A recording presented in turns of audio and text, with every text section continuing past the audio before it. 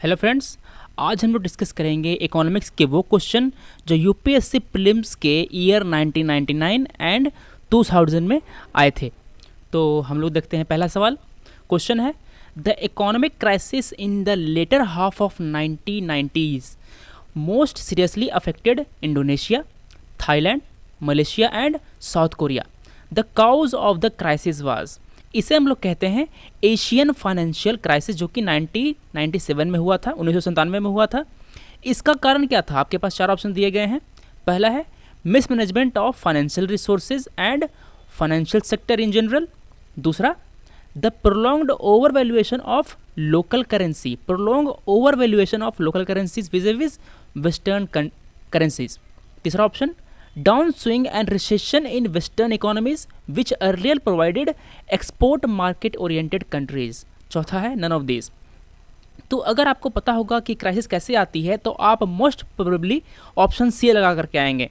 आप सोचेंगे कि वेस्टर्न इकोनॉमीज़ में थोड़ी सी रिसेशन आई होगी, इसलिए वहाँ पे डिमांड कम हुआ होगा, वहाँ पे डिमांड कम हुआ होगा तो इन सब कंट्रीज से एक्सपोर्ट कम हो गया होगा, इसलिए वहाँ पे क्राइसिस आई होगी। ऐसा नहीं था।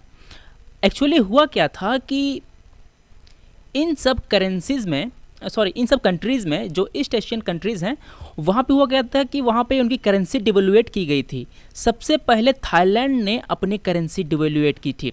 डिवैल्यूएट करना मतलब कि अपनी करेंसी का मूल्य कम करना। फॉर एग्जांपल देखिए, अभी $1 का वैल्यू कितना है? यह है 68 रुपये के आसपास। तो देखिए, अगर मैं अपनी रुपये का मूल्य डिवैल्यूएट करूँ तो इसका मतलब ये होगा कि मैं $1 के लिए अब 75 रुपये पे करूँगा। अगर मैं अपनी करेंसी को ओवर वैल्यूएट करूँ, इसका मतलब ये कि मैं डॉलर के लिए कम रुपये दूंगा। डिवैल्यूएट करना मतलब रुपये को सस्ता करना। $1 आपको 75 रुपये में मिलेगा। अगर मैं ओवर वैल्यूएट करूँ तो क्या होगा? अब मुझे $1 के लिए कम पैसे देने पड़ेंगे। ओवर वैल्यूएट करने का मतलब ये होता है कि अपनी करेंसी का मूल्य बढ़ाना। आपकी करेंसी का मूल्य बढ़ेगा तो मतलब क्या? आपको कम पैसे खर्च करने पड़ेंगे किसी सामान खरीदने के लिए। तो ये होती है ओवर वैल्यूएशन और ये होती है डीवैल्यूएशन। तो जो ईस्ट फाइनेंशियल क्राइसिस थी वो शुरू हुई थी 1997 में। एक्चुअली वो जुलाई 1997 में शुरू हुई थी। यहाँ पे जो कंट्रीज थी उनकी करेंसीज को डिवैल्यूएट किया गया था। जो क्राइसिस थी वो सबसे पहले शुरू हुई थाईलैंड में। वहाँ पर उसकी जो करेंसी थी बाहर, उसको उसकी सरकार ने फ्लोट करा दिया। करेंसीज का वैल्यू डिसाइड होता है कई तरीक़ों से, इसके कई मैकेनिज़्म होते हैं।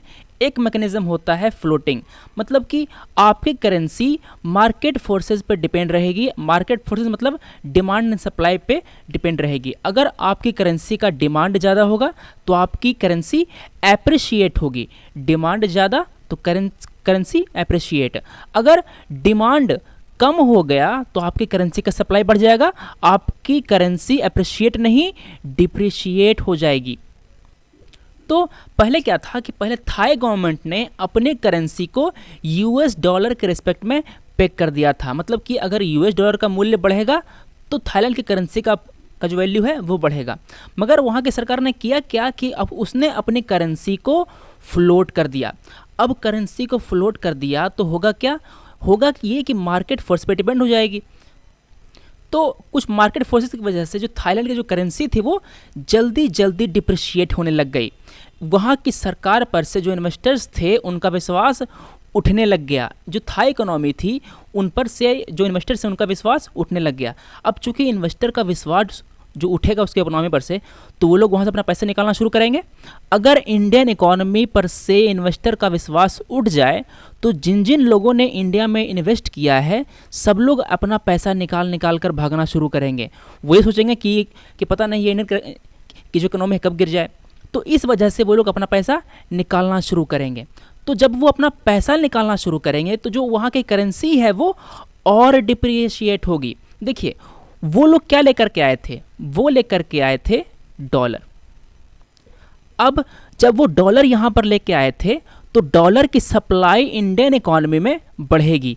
डॉलर की सप्लाई बढ़ेगी तो मतलब डॉलर का रेट कम होगा।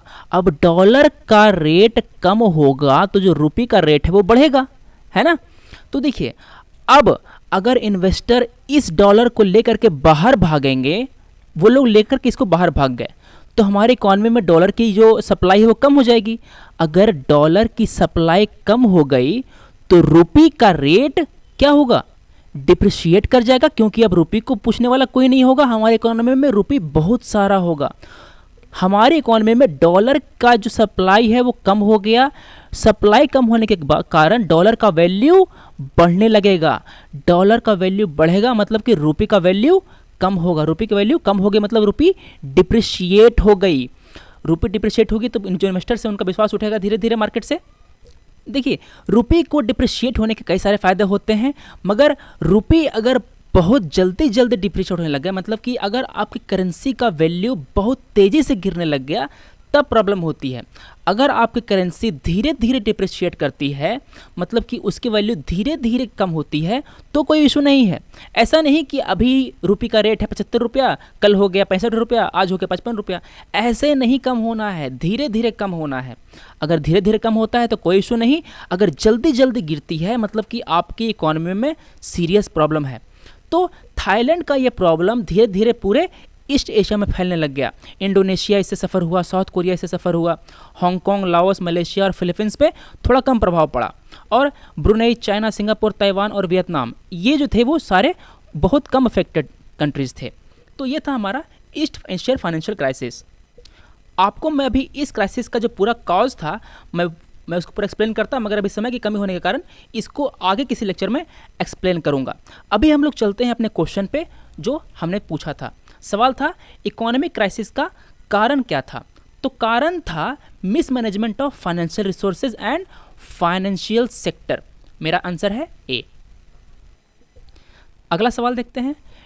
ये क्वेश्चन एसेसरीजन क्वेश्चन है। एसर्शन कहता है devaluation of a currency may promote export. Reason क्या दे रहा है, price of countries products in international market में फॉल ड्यू टू डिवैल्यूएशन। एकदम सही बात है भाई। देखिए कैसे होता है। अभी हमारी करेंसी का मान लेते हैं कि $1 की वैल्यू है 65 रुपये। अगर मेरी करेंसी, अच्छा देखिए, मान लेते हैं कि मैंने एक टूथब्रश बनाया है, मैंने ये बनाया है ब्रश, इस ब्रश का अभी वैल्यू है 65 रुपये इंडियन रुपी में। तो अगर मैं इस सामान को जा करके अमेरिका में बेचूंगा, और मान लेते हैं कि कोई टैक्स नहीं लगता है, कोई इंपोर्ट ड्यूटी नहीं, कोई एक्सपोर्ट ड्यूटी नहीं, मैं एक आइडियल कंडीशन मान लेता हूं, तो अगर अभी इंडियन मार्केट में इस ब्रश का मूल्य है 65 रुपये, तो अमेरिका में ये ब्रश जाएगा तो कितने बिकेगा, वो बिकेगा $1 में। क्यों? क्योंकि 65 रुपये का डॉलर में कितना वैल्यू है, $1 है। अगर ये रुपी डिप्रिशिएट होता है, अगर ये रुपी डिप्रिशिएट होता है मतलब क्या, इसकी वैल्यू डॉलर के मुकाबले कम होगी। मान लेते हैं कि रुपी इतना डिप्रिशिएट हुआ कि $1 की वैल्यू 130 रुपये हो गई। तो देखिए, जो सामान पहले 65 रुपये में बिक रहा था, अब वो सामान कितने बिकेगा, 130 रुपये का दाम है $1, 65 रुपये का दाम कितना होगा, आधा डॉलर, है ना। तो जिस ब्रश का मूल्य पहले $1 था, उसी ब्रश का मूल्य अब आधा डॉलर हो गया। तो ये इफेक्ट होता है किसी भी करेंसी के डिप्रिशिएट होने का। चाइना यही काम करता है। चाइना करता क्या है कि वो अपनी जो करेंसी है रेनमिबी, उसको काफ़ी कम मूल्य पे रखता है, उसको हमेशा डिप्रिशिएटेड रखता है। इस कारण से उसके जो एक्सपोर्ट होते हैं वो काफ़ी चीप लगते हैं हमारे कंट्री में, इंडिया में, यूएस में, जहाँ भी चाइनीज़ गुड जाते हैं वो वहाँ पे सस्ते होते हैं, क्योंकि चाइनीज़ करेंसी काफ़ी डिप्रिशिएटेड है, काफ़ी डिवैल्यूएटेड है। तो देखिए, ये कारण होता है। तो अब पढ़ते हैं statement. Devaluation of a currency may promote export. Yes, it is correct, बात सही है भाई। क्यों? क्योंकि price of countries product in international market will fall due to devaluation. अभी हमने समझा कैसे होता है। तो एसर्शन भी सही है और रीज़न भी सही है, और जो रीज़न है वो एसर्शन का करेक्ट एक्सप्लेनेशन है। तो मेरा आंसर क्या हुआ? आंसर हुआ A. Both A and R are true and R is the correct explanation of A. अगला सवाल देखते हैं हम लोग। Since 1980 the share of tertiary sector in the total GDP of India has shown an increasing trend, shown a decreasing trend, remained constant, been fluctuating. तो देखिए, हमारी economy में 1980 के बाद जो टर्शरी सेक्टर है इसको हम लोग कहते हैं सर्विस सेक्टर, सर्विस सेक्टर। तो सर्विस सेक्टर का हमारी टोटल जीडीपी में इसका पार्टिसिपेशन काफ़ी बढ़ गया है। देखिए, किसी भी इकोनॉमी के इकोनॉमिक डेवलपमेंट में कई सारे स्टेजेस होते हैं। सबसे पहले होता क्या है कि किसी कंट्री का, उस इकोनॉमी का मेजॉरिटी ऑफ द जनता है वो प्राइमरी सेक्टर में इन्वॉल्व होती है। प्राइमरी सेक्टर मतलब क्या? प्राइमरी सेक्टर मतलब कि वो सेक्टर जो इन्वायरमेंट पे डिपेंडेंट है, जो अर्थ के रिसोर्सेज को सीधा यूटिलाइज करता है। जैसे कि हम लोग देखते हैं खेती किसानी, एग्रीकल्चर है, और जो मिनरल की माइनिंग की जाती है, फॉरेस्ट्री है, फिशिंग है, पास्टोरल एक्टिविटीज़ है, हंटिंग एंड गैदरिंग वगैरह, ये सारे जो हैं वो प्राइमरी एक्टिविटीज़ में आते हैं। तो इकोनॉमी जब अपना जर्नी शुरू करता है तो सबसे पहले उसकी जनता प्राइमरी एक्टिविटीज़ में, प्राइमरी सेक्टर में ज़्यादा इन्वॉल्व होती है। जैसे जैसे उस इकोनॉमी का डेवलपमेंट होता है, लोग प्राइमरी सेक्टर से उठ करके सेकेंडरी सेक्टर की तरफ बढ़ते हैं। सेकेंडरी सेक्टर मतलब क्या? सेकेंडरी सेक्टर मतलब कि वो सेक्टर जिसमें हम लोग रॉ मटेरियल को ट्रांसफॉर्म करके हम लोग कोई वैल्यूएबल प्रोडक्ट बनाते हैं। मतलब कि हमने खेती किसानी में जो फसलें उगाई थी, मान लिया हमने उगाया गेहूँ, तो गेहूं को हम लोगों ने ट्रांसफॉर्म किया, उसका आटा बना करके उसका हमने ब्रेड बना दिया। तो ब्रेड बनाने की जो एक्टिविटी है वो आती है सेकेंडरी एक्टिविटी के अंतर्गत। कोई भी मैन्युफैक्चरिंग हो, कोई भी प्रोसेसिंग हो, कोई भी कंस्ट्रक्शन हो, ये सब आता है सेकेंडरी एक्टिविटी में। तो इकोनॉमी सबसे पहले होती है प्राइमरी, फिर होती है सेकेंडरी, और जैसे जैसे उसका डेवलपमेंट बढ़ता है उस इकोनॉमी का, लोग सेकेंडरी से भी निकल करके टर्शरी में आते हैं। टर्शरी मतलब सर्विस सेक्टर। सर्विस की जो एक्टिविटी होती है ना, डॉक्टर्स, इंजीनियर्स वगैरह, वो सारे सर्विस सेक्टर के अंदर आते हैं। मगर हमारे यहाँ इंडिया में ये देखने को मिला है कि हमारे यहाँ लोग प्राइमरी एक्टिविटीज़ से निकल करके सीधा टर्शरी एक्टिविटीज़ में जा रहे हैं। इस पे यूपीएससी मेंस में एक क्वेश्चन आ चुका है कि इसके क्या कारण है कि हमारे देश में हमने करीब जो सेकेंडरी एक्टिविटीज़ हैं, जो मैन्युफैक्चरिंग एक्टिविटीज़ हैं, इसको हमने करीब बाईपास कर लिया। कारण क्या था? कारण ये था कि हमारे यहाँ मैन्युफैक्चरिंग की जो सेक्टर है वो ज़्यादा डेवलप नहीं है। क्यों? Due to lack of capital, और क्या है? Lack of skill. और देखिए, हमारे यहाँ एक और ख़ास बात है कि हमारे यहाँ जो लेबर लॉज हैं वो काफ़ी स्ट्रिक्ट हैं। पहली प्रॉब्लम कि जनता के पास स्किल नहीं है। दूसरी प्रॉब्लम कि जो यहाँ के जो लेबर लॉज हैं वो काफ़ी स्किल हैं। अगर कोई कंपनी कई सारे मज़दूरों को बहाल करती भी है तो वो उन्हें फायर नहीं कर सकती, उन्हें निकाल नहीं सकती। अगर आपको किसी मज़दूर को निकालना है तो आपको पर्टिकुलर जो रेगुलेशन है उसका पालन करना होगा। तो फिर इन सारे कंडीशन की वजह से हमारे यहाँ जो मैन्युफैक्चरिंग सेक्टर वो ज़्यादा डेवलप नहीं हो पाया। और कारण ये भी था कि देखिए, जो मैन्युफैक्चरिंग है इसके डेवलप होने के लिए सबसे पहले चाहिए होती है मार्केट। मार्केट का मतलब ये नहीं कि 1.2 बिलियन पॉपुलेशन, केवल जनता के होने से मार्केट नहीं बनता। मार्केट बनने के लिए उस जनता के पास पैसा होना चाहिए खरीदने के लिए, रोकड़ा होना चाहिए। समझ में आई बात? तो अगर भारत की 1.2 बिलियन पॉपुलेशन है और सब हैं जो गरीब हैं, तो प्रॉब्लम क्या है? ये मार्केट नहीं कहलाएगा। इनके पास खरीदने के लिए पैसे ही नहीं है, कैसे खरीदेंगे वो सामान? देखिए, चाइना की पॉपुलेशन, वहाँ पे इनकम बढ़ने के बाद हम लोग कहते हैं कि वहाँ का मार्केट बढ़ा। पहले जो क्या था कि चाइना एक्सपोर्ट डिपेंडेंट कंट्री था, मतलब कि चाइना अपने ग्रोथ के लिए एक्सपोर्ट पे डिपेंडेंट था। मतलब कि पिछले सालों में 2015-2016 में वहाँ पे रीस्ट्रक्चरिंग हो रही है। मतलब कि चाइना एक्सपोर्ट डिपेंडेंस से आगे बढ़ करके जो इंटरनल कंजम्पशन है, मतलब कि उसकी घरेलू जो जनता है उस पे ध्यान दे रही है। उसकी जो जनता है उसका इनकम बढ़ रहा है, वो चाइना अपने मार्केट का इस्तेमाल कर रहा है। तो मार्केट कब बनता है? जब पॉपुलेशन हाई हो, प्लस इससे बढ़िया बात उस पॉपुलेशन के पास पैसा हो।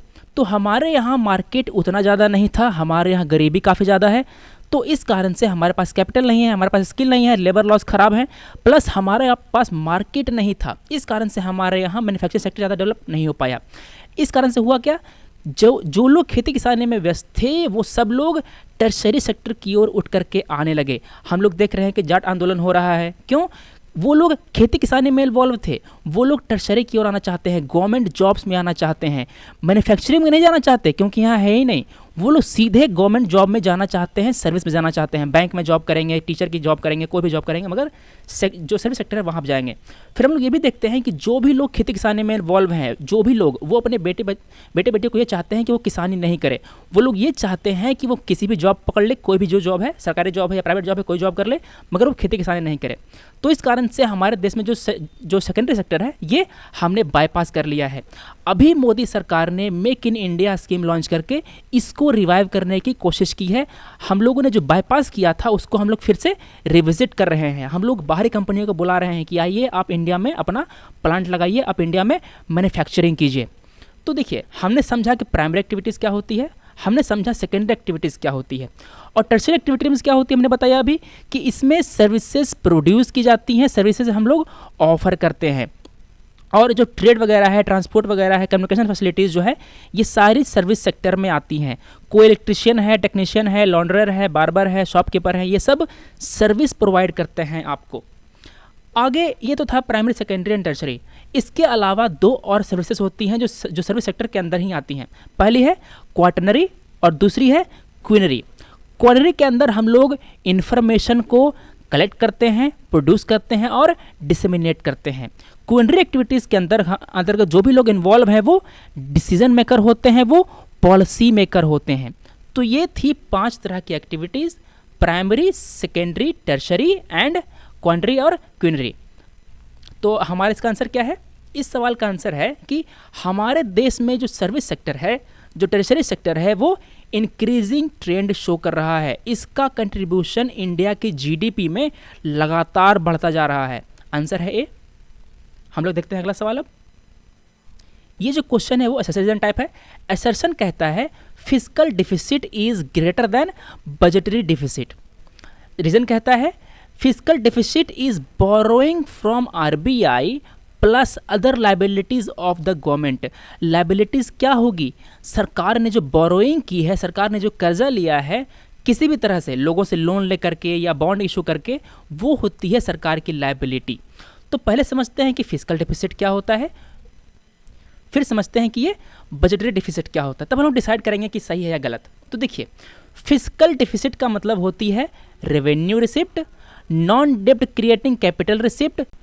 देखिए, दो होती है, एक होती है आमदनी रिसिप्ट और दूसरी होती है खर्चे एक्सपेंडिचर। रिसिप्ट के अंतर्गत दो चीज़ें आती हैं, एक होती है रेवेन्यू रिसिप्ट और एक होती है कैपिटल रिसिप्ट। रेवेन्यू रिसिप्ट के अंदर आता है टैक्स वगैरह, सरकार को जो आमदनी हुई, जिस आमदनी में सरकार पे कोई लायबिलिटी नहीं आई, उसे हम लोग कहते हैं रेवेन्यू रिसिप्ट। आपने आरटीआई फाइल करने के लिए कोई फीस दी, सरकार ने आप पे टैक्स लगाया, उससे सरकार को आमदनी हुई, ये सब आएगा रेवेन्यू रिसिप्ट में। दूसरी होती है कैपिटल रिसिप्ट। सरकार ने कुछ बेच करके, कुछ लायबिलिटी क्रिएट करके जो चीज़ें, जो पैसा लाती है, उसे हम लोग लिखते हैं कैपिटल रिसिप्ट के अंतर्गत। सरकार ने आपसे लोन लिया, सरकार ने बॉन्ड इशू किया, बॉन्ड इशू करके सरकार ने पैसे उठाए मार्केट से, तो ये सब आएगा कैपिटल रिसिप्ट के अंतर्गत। तो जो फिस्कल डिफिसिट होता है वो होती है रेवेन्यू रिसिप्ट प्लस नॉन डेब्ट क्रिएटिंग कैपिटल रिसिप्ट। नॉन डेब्ट क्रिएटिंग, अगर सरकार पीएसयू में, अगर किसी सरकारी कंपनी में शेयर बेच करके पैसे उठाती है, तो वहाँ पे हम लोग कोई कर्जा क्रिएट नहीं कर रहे। क्यों? क्योंकि हम अपना घर बेच करके उठा रहे हैं, हमने कोई कर्जा थोड़ी लिया। तो ये जो होती है, अगर सरकार किसी पीएसयू में शेयर बेच करके कुछ पैसे उठाती है, तो वो आता है नॉन डेब्ट क्रिएटिंग कैपिटल रिसिप्ट के अंतर्गत। तो फिस्कल डिफिसिट होता है ये प्लस ये माइनस टोटल एक्सपेंडिचर। और जो बजट डिफिसिट होता है वो होता है total receipt minus total expenditure. तो आप एक बात ध्यान दीजिए कि यहाँ पे टोटल रिसिप्ट था, फिस्कल डिफिसिट में टोटल रिसिप्ट नहीं था। वहाँ पर हमने डेब्ट क्रिएटिंग कैपिटल रिसिप्ट नहीं जुड़ा था, डेब्ट क्रिएटिंग कैपिटल रिसिप्ट, इसको हमने यहाँ पे ऐड नहीं किया था। इसीलिए जो फिस्कल डिफिसिट थी वो बजट डिफिसिट से ज़्यादा थी। और जो फिस्कल डिफिसिट होती है वो बोरोइंग होती है, जो हमने उस गड्ढे को भरने के लिए जुगाड़ा होता है, जो हमने बोरोइंग की होती है आरबीआई से और अदर पर्सन से। तो मेरा सेशन भी सही है और रीज़न भी सही है और उसका करेक्ट एक्सप्लेनेशन है। तो आंसर मेरा हो गया ए। अगला सवाल देखते हैं। From the balance sheet of a company it is possible to जज the extent of profitability of this company, assess the profitability and size of the company, determine the size and composition of the assets and liabilities of the company, determine the market share, debts and asset of the company. इसका answer देखिए, पहले समझते हैं कि balance sheet होती क्या है। Balance sheet किसी कंपनी की उसका समरी होता है, उस कंपनी के फाइनेंशियल स्टेटस का समरी होता है। इसमें आप उसके एसेट्स, लायबिलिटीज़, ऑनरशिप, उसके सब कुछ देख सकते हैं। यहाँ पे उस कंपनी का जो फाइनेंशियल कंडीशन है आप इस बैलेंस शीट को देख करके पता कर सकते हैं। तो मेरा आंसर क्या हुआ? आंसर हुआ सी। बैलेंस शीट को देख करके आप उस कंपनी का साइज, उस कंपनी का कंपोजिशन, उसके जो एसेट और लायबिलिटी के जो कंपोजिशन है आप देख सकते हैं। उसके एसेट कौन कौन से हैं, उसके लायबिलिटीज़ कौन कौन से हैं आप देख सकते हैं। अगर आप किसी बैंक का बैलेंस शीट देखें तो उसका एसेट क्या होगा? उसका एसेट होगा कि उसने लोन कहाँ कहाँ से दिए हैं, लोन कहाँ कहाँ दिए हैं, उसने कितनी कार लोन्स दिए है, कितना होम लोन दिया है, कितना कोई मैरिज लोन दिया है, कोई भी लोन दिया है, वो उसका एसेट होगा। उस कंपनी की लायबिलिटीज़ कितनी है वो भी आप देख सकते हैं। अगर आप किसी बैंक का जो लायबिलिटी वाला सेक्टर है वो देखें तो आपको पता चलेगा कि जो बैंक ने कहाँ कहाँ से पैसे जुगाड़े हैं, मतलब कि उसको कहाँ कहाँ से डिपॉजिट मिले हैं, उसके पास कितनी डिमांड डिपॉजिट है, उसके पास कितनी टाइम डिपॉजिट है, आपको सब ये देख करके पता लग जाएगा। तो आंसर हो गया मेरा सी। अब बैलेंस शीट की बात उठी ही है तो हमारे इकोनॉमिक सर्वे में एक बात कही गई थी, एक बात डिस्कस की गई थी, वो था ट्विन बैलेंस शीट प्रॉब्लम। ये क्या है ये हम लोग डिस्कस करेंगे। Twin balance sheet problem related है पब्लिक सेक्टर बैंक से और बड़े कॉरपोरेट से। इसमें होता क्या है, इसमें बैंक्स का और कॉरपोरेट का जो बैलेंस शीट है वो गड़बड़ाया हुआ होता है। पब्लिक सेक्टर बैंक जो है वो एनपीए से ग्रसित होते हैं, नॉन परफॉर्मिंग एसेट से ग्रसित होते हैं, और जो बड़े कॉरपोरेट्स हैं वो बड़े बड़े डेब्ट से ग्रसित होते हैं, मतलब कि उन्होंने बहुत ज़्यादा कर्जा लिया होता है। तो हम लोग देख रहे हैं कि यहाँ पे दो बैलेंस शीट है, एक है बैंक का और एक है कॉरपोरेट हाउस का, इसलिए हम लोग इसे कहते हैं ट्विन बैलेंस शीट प्रॉब्लम या ट्विन बैलेंस शीट सिंड्रोम। अब इसके कारण देखिए, सबसे पहले देखते हैं कि हमारी इकोनॉमी में एनपीए क्यों बढ़ा। हमारी इकोनॉमी हुआ क्या था कि 2000 वाले में, मतलब कि 2000 के बाद वाले में, 2004-5 वाले में, वहाँ पे हुआ क्या था कि हमारी इकोनॉमी में बूम आया था, मतलब कि हमारी इकोनॉमी का जो ग्रोथ रेट था वो काफ़ी ज़्यादा बढ़ा हुआ था। इस कारण हुआ क्या, हमारे यहाँ जो कॉरपोरेट्स हैं, हमारे यहाँ जो कंपनीज़ हैं, उन्होंने ये सोचा कि हमारी इकोनॉमी इतना बढ़िया ग्रो कर रही है, मतलब कि हमारे जो लोग हैं उनका इनकम बढ़ेगा, हमारे यहाँ मार्केट ज़्यादा फैलेगा, हम जो इन्वेस्ट करेंगे उसका हमें ज़्यादा रिटर्न मिलेगा। इस कारण से कॉरपोरेट हाउसेज ने बढ़ चढ़ के लोन लिया और उन्होंने अपने कंपनी को एक्सपैंड करने के लिए इन्वेस्ट किया इन पैसों को।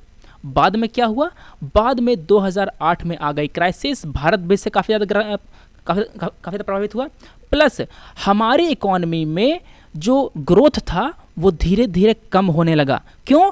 क्योंकि हमारी सरकार डिसीजन लेने में काफ़ी ज़्यादा समय लगा रही थी। जो कांग्रेस की सरकार थी उस समय डिसीजन लेने में काफ़ी ज़्यादा समय लगा रही थी। इस कारण से काफ़ी ज़्यादा कॉर्पोरेट्स के जो उनको जो लाइसेंस वगैरह मिलना था, उनको जो फ्री वगैरह मिलना था वो सब नहीं मिल पाया। वो लोग, उनके पैसे अटके रह गए। काफ़ी सारा प्रोजेक्ट उनको ग्रीन सिग्नल नहीं मिल पाया क्योंकि उनको इन्वायरमेंटल क्लियरेंस नहीं मिल पाया। इस कारण से काफ़ी ज़्यादा उन्होंने जो भी पैसे इन्वेस्ट किए थे उनके वो पैसे फंसे रह गए, उनका प्रोजेक्ट शुरू ही नहीं हो पाया। अब कॉरपोरेट का प्रोजेक्ट शुरू नहीं हो पाएगा तो बैंक ने जो लोन दिया था उन सब कंपनीज़ को, वो कंपनी कैसे चुकाएंगी। अब जब कॉरपोरेट ने लोन नहीं चुकाया तो जो बैंक का जो एसेट था, उनके जो लोन्स थे वो अटक गए, वो नॉन परफॉर्मिंग बन गए, उन बैंक्स को इनकम आना बंद हो गया। तो इस तरह बैंक का जो बैलेंस शीट था वो बिगड़ गया। अब बात यह है कि कॉर्पोरेट की जो बैलेंस शीट है वो कैसे बिगड़ी, उन्होंने जो लोन लिया था उसका उन्हें जो फ़ायदा मिलना था वो फ़ायदा नहीं मिल पाया, उसकी जो प्रॉफिटेबिलिटी थी वो काफ़ी कम हो गई और उन पे कर्ज काफ़ी चढ़ गया। अब कंपनीज पे कर्ज चढ़ जाएगा तो वो क्या सोचेंगे, वो अपना कर्ज कम करना चाहेंगे, वो अपना उनकी जो खर्चे हैं उसको वो कम करना चाहेंगे। इस कारण से उन्होंने इन्वेस्ट करना कम कर दिया। अब जब इन्वेस्टमेंट कम होगा तो हमारे यहाँ जॉब कम क्रिएट होगी, लोगों को इनकम कम मिलेगी और वो सामान कम खरीदेंगे, हमारे यहाँ मार्केट श्रिंक हो जाएगा। प्लस हमने अभी आपको ये भी बताया कि हमारे यहाँ जो प्रोजेक्ट थे वो स्टॉल्ड हो गए, वो काम करना बंद कर गए और हमारे यहाँ बैंकरप्सी प्रोसीजर भी उतनी बढ़िया नहीं थी उस समय। अभी लगता है साल भर पहले सरकार ने ये लॉन्च किया है ये वाला। तो उस कारण से जो भी कॉरपोरेट, जो भी कंपनीज बैंकरप्ट हुए, उन्हें अपना पैसा निकालने में काफ़ी ज़्यादा समस्या हुई। जनता ने जो पैसे लगाए थे, जनता ने जो उन कंपनी के शेयर खरीदे थे, वो सब अटके रह गए, क्योंकि कंपनीज की बैंकरप्सी के बाद उनके जो एसेट थे वो नीलाम नहीं हो पाए। प्लस गवर्नमेंट और जो प्राइवेट सेक्टर है, दोनों मिलकर के पीपीपी मॉडल में इन्वॉल्व होती है, पब्लिक प्राइवेट पार्टनरशिप मॉडल में इन्वॉल्व होती है। एक हाथ होता है गवर्नमेंट का, एक हाथ होता है प्राइवेट सेक्टर का, दोनों मिलकर ताली बजाते हैं।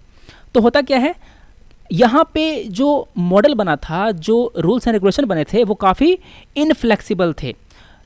सरकार ने क्या किया, सरकार ने कॉन्ट्रैक्ट दिया प्राइवेट कंपनी को बनाना था रोड। अब प्राइवेट कंपनी ने जो रोड था वो तो बना दिया। अब कंपनी ने जो रोड बनाया उसका खर्चा निकालना था टोल कलेक्ट करके। आप जब गाड़ी चला करके जाते हैं हाईवे पे तो आपको टोल देना पड़ता है, टोल टैक्स देना पड़ता है। अब चूंकि हमारी इकोनॉमी का ग्रोथ रेट कम हो गया तो रोड पर गाड़ियां कम हो गई। क्यों?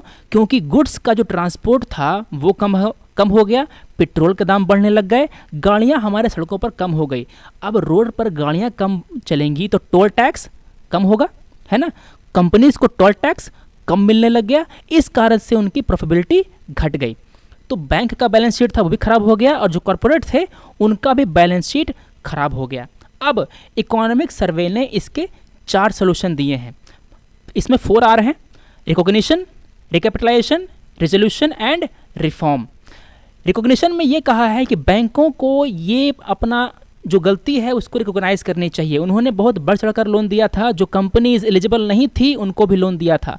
तो सरकार ने ये कहा है कि बैंकों को सबसे पहले ये रिकॉग्नाइज करना होगा कि आपने कितना लोन दिया है, आपके कितने एसेट टॉक्सिक हैं, आपके कितने एसेट नॉन परफॉर्मिंग है।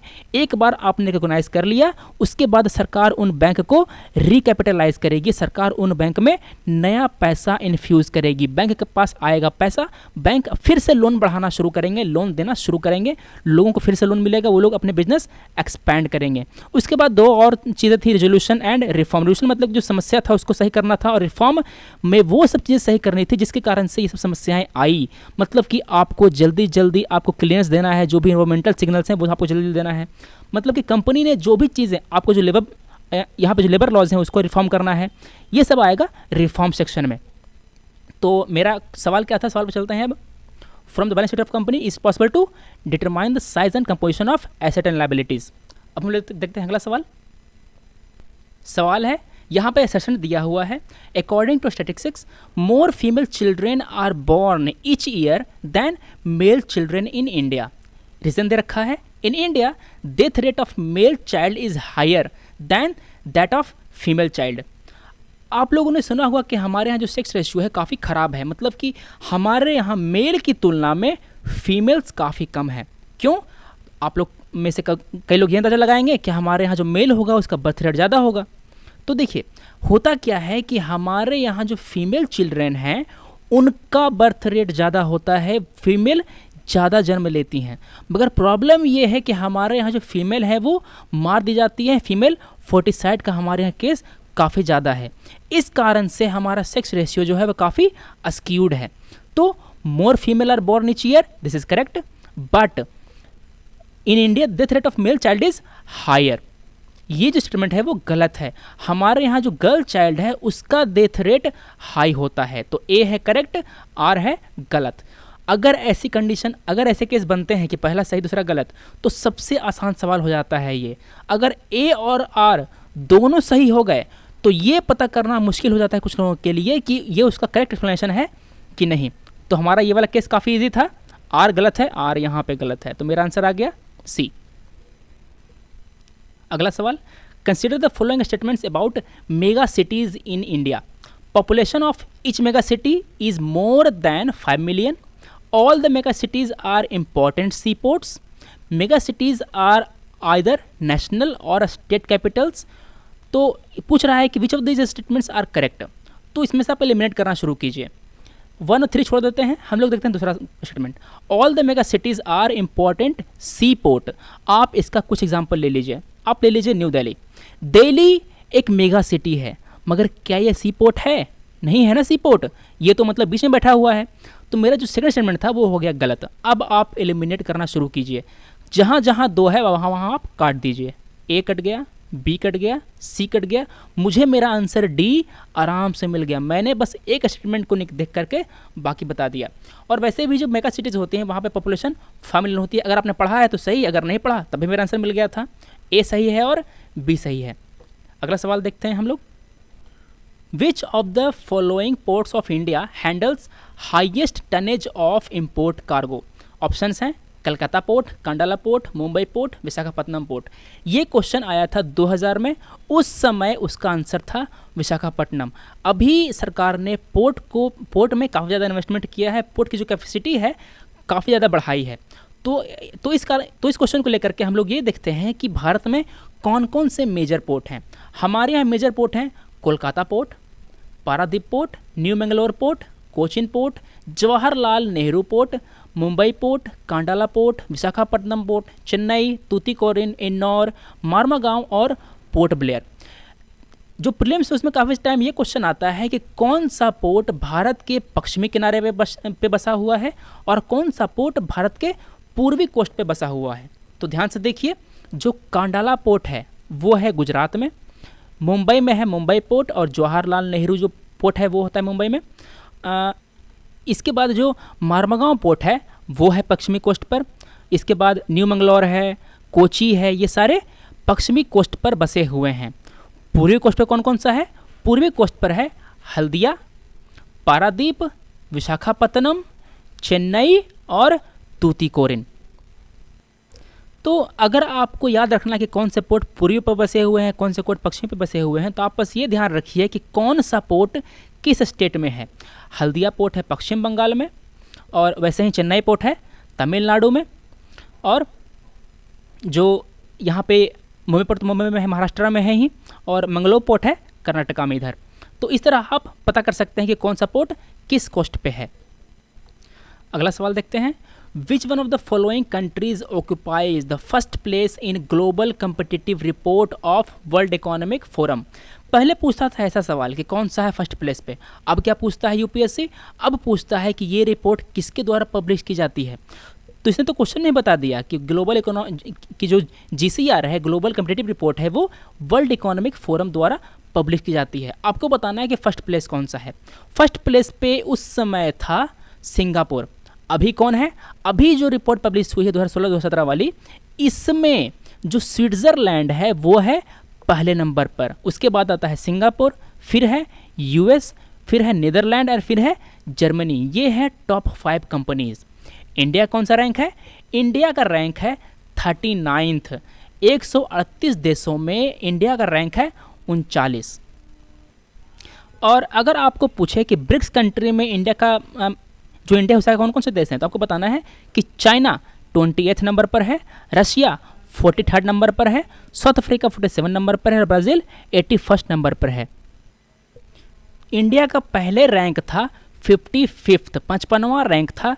इंडिया ने अब 16 जो प्लेस की छलांग लगा करके 39th प्लेस पर आया है। तो इंडिया की स्थिति कैसे सुधरी? इंडिया की स्थिति सुधरने के लिए 3 चीज़ें जिम्मेदार थीं। पहला था इम्प्रूवमेंट इन पब्लिक इंस्टीट्यूशन। हमारे यहाँ जो सरकारी संस्थान है उसमें इम्प्रूवमेंट हुआ, डिजिटाइजेशन हुआ। हमारे यहाँ जो रेगुलेशन थे वो थोड़े कम किए गए। लोगों को जो बिजनेसमैन है उनको जल्दी जल्दी लाइसेंस मिलने लग गया। फिर है ओपनिंग टू फॉरेन इन्वेस्टर्स। हमने अपनी इकोनॉमी को और लिबरलाइज किया। काफ़ी सारे सेक्टर में जो एफडीआई थी उस पर जो लिमिट लगी थी उसको हमने बढ़ा दिया। और फिर उसके बाद है increasing transparency and financial system.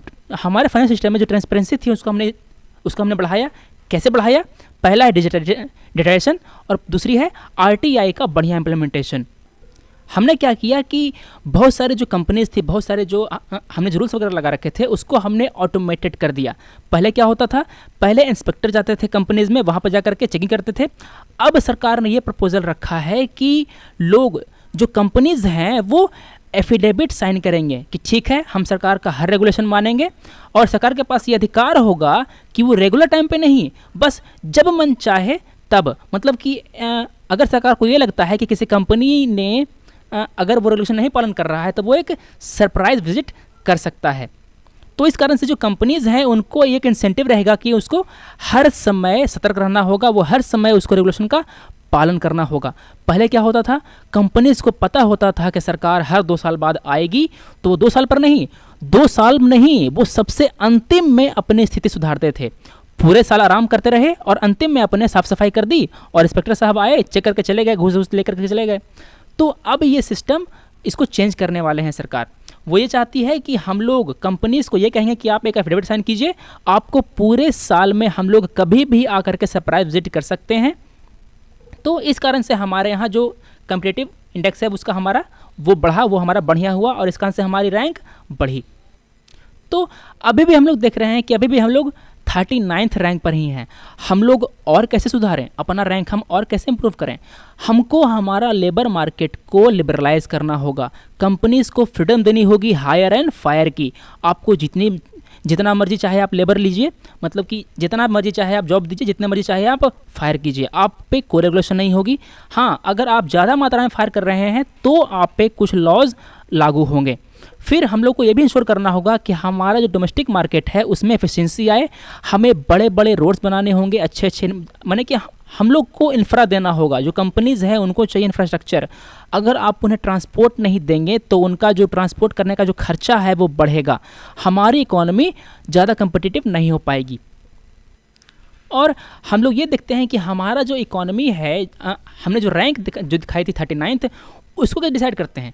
उसको डिसाइड करते हैं एक इंडेक्स के माध्यम से। कौन सा index? Global competitiveness index, GCI। इस इंडेक्स के ज़रिए ये दिखाता है कि कौन सी कंट्री कितने ज़्यादा कम्पिटिटिव है ग्लोबल मार्केट में। इसमें ये जो इंडिकेटर है, ये जो इंडेक्स है वो 12 पिलर पे काम करता है। ये 12 पिलर को ध्यान देकर के बनाया होता है। 12 पिलर कौन कौन से हैं ये हमने यहाँ पे मेंशन कर दिया है। अगला सवाल है, planning process in industry sector in India has assumed a relatively less important position in 90s as compared to earlier period. Which one of the following is not true in this regard? Not true पे ध्यान देना है। पहला option है, with the advent of liberalization, industrial investment development have largely been placed in the domain of private and multinational sector. बात सही है। पहले सरकार ने ये जिम्मेदारी खुद पर ले रखी थी, इंडस्ट्रियल डेवलपमेंट की जिम्मेदारी सरकार ने खुद पर ले रखी थी। सरकार ने काफ़ी सारे जो PSUs हैं, उसके जो अंडरटेकिंग्स हैं, सरकार ने अपने बनाए थे। लिबरलाइजेशन करने के बाद सरकार ने मैन्युफैक्चरिंग का, इंडस्ट्रियल डेवलपमेंट का जिम्मेदारी प्राइवेट सेक्टर पे भी डाली, उससे ये जिम्मेदारी शेयर करी। तो जो स्टेटमेंट है वो सही है।